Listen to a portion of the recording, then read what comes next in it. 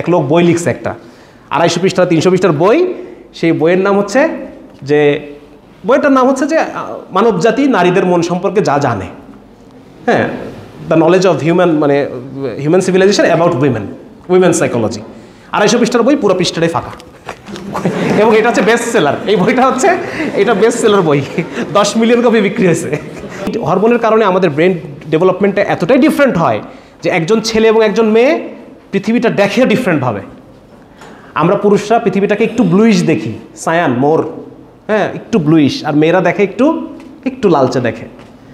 ওই যে আমরা মোবাইলে অনেকে রিড মুড অন করেন না, রিড মুড অন করলে কেমন হয় দেখতে? একটু লাল লাল হয় না?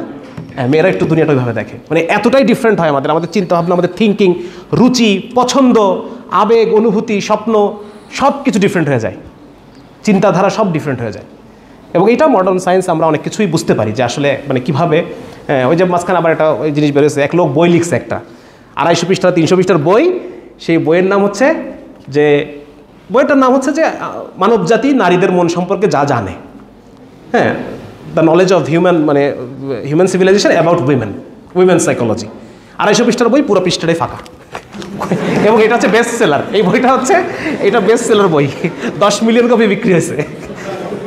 কিন্তু ব্যাপারটা আসলে এরকম না। আমরা এখন মেয়েদের মন সম্পর্কে অনেক কিছু জানি এবং মেয়েরা আমাদের মন সম্পর্কে অনেক কিছু জানে, যে এরা কী চায়।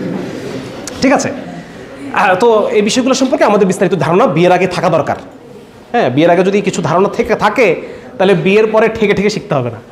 বোঝা গেছে? বিয়ের পরে দেখা যাচ্ছে ঝাড়ি খাবেন, ঝাড়ি খেয়ে কিছু জিনিস শিখবেন। হ্যাঁ, তো এইটা যদি আমরা আগে থেকে কিছু বিষয় আমরা যদি জানতে পারি তাহলে এটা সব অনেক কিছুই ম্যানেজ করা খুব সহজ। যেমন একটা উদাহরণ দিই আপনাদেরকে। ধরেন হাজব্যান্ড সে কম্পিউটারে বসে খুব কাজ করতেছে। হ্যাঁ, এখন ওয়াইফ আসছে, এসে তার সামনে 1 কাপ চা রাখছে।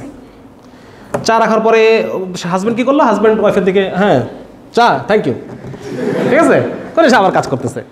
আচ্ছা, কাজ যখন ঘন্টাখানেক পর শেষ হওয়ার পরে সে রুমে গেল। রুমে যাওয়ার পর সে দেখতেছে তার ওয়াইফ বিছানার উপরে উপর হয়ে শুয়ে বালিশ জড়া ধরে কেঁদে বালিশ ভিজাই ফেলছে। ঠিক আছে, তখন বলছে কী ব্যাপার, আমি কী করলাম ভাই? ওই যে একটা ইয়ে আছে না, একটা মিম আছে বোধহয়, যে behind every angry women there is a man who have no idea what he has ডান।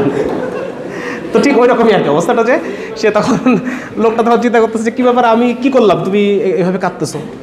তা বলছে আমি বিকাল থেকে তোমার জন্য সেজে বসে আছি, তুমি একবার তাকাইলাও না, একবার দেখলাও না।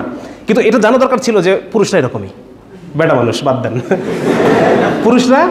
পুরুষরা যখন কাজ করে তখন খুব এক্সক্লুসিভলি ফোকাস থাকে, খুবই বেশি মাত্রায় ফোকাস থাকে। আশপাশের জিনিস সে খুব বেশি দেখতেও পায় না বা দেখে না বা পাত্তা দেয় না। কিন্তু মেয়েরা যখন কাজ করে they are very good at multitasking. এটা ওইটা সেটা এটা সব করতেছে সে। মহিলারা মাল্টিটাস্কিং এটা তারা খুব ভালোভাবে পারে, তাদের ব্রেনটা এভাবে তৈরি করা। এটা একটা ডিফারেন্স বললাম, এরকম বহু ডিফারেন্স আছে, এগুলো বলা শুরু করলে শেষ হবে না। তো মোট কথা এটা যে আমাদের পরস্পরের সাইকোলজি সম্পর্কে কিছু জিনিস আমাদের জানতে হবে, এবং এটার জন্য অনেক রিসোর্স আলহামদুলিল্লাহ আছে।